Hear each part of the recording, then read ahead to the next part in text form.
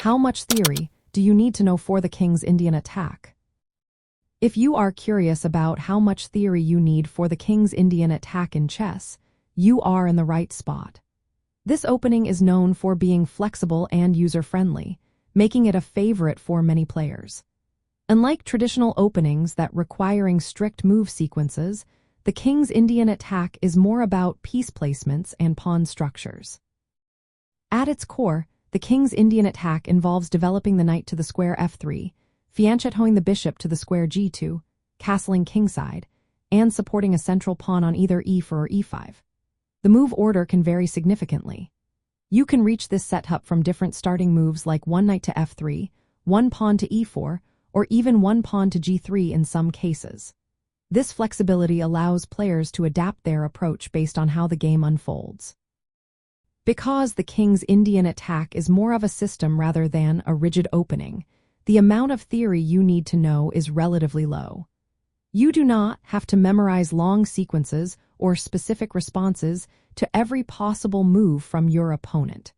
Instead, it is more important to understand the typical plans and ideas behind the opening. These plans include developing your pieces in harmony, securing your king by castling, and preparing for a kingside attack.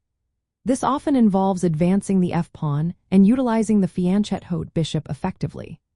One of the main advantages of this opening is that you can use the same setup against various defenses from your opponent, such as the French defense, Sicilian defense, or Caro-Kann defense. This can save you time and effort compared to learning separate lines for each opening. However, there are some nuances to keep in mind. Move order subtleties can sometimes impact the position.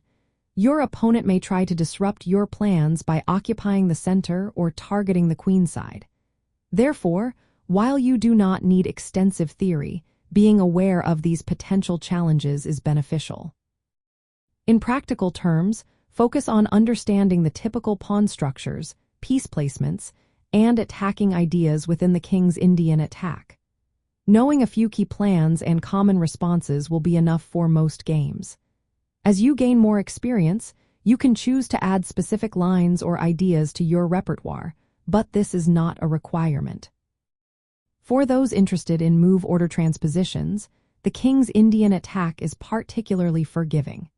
Since the goal is to reach a familiar setup, you can often transpose into the desired structure, regardless of how your opponent plays. This makes the opening an excellent choice for players who want to avoid complex theoretical battles and concentrate on the middle game. To sum it up, you only need a basic understanding of the typical setup and plans for the king's Indian attack. Memorizing extensive theory is not necessary, and this opening can be effectively used against many different defenses. It is a solid and flexible system that allows you to play confidently without the burden of heavy theoretical study.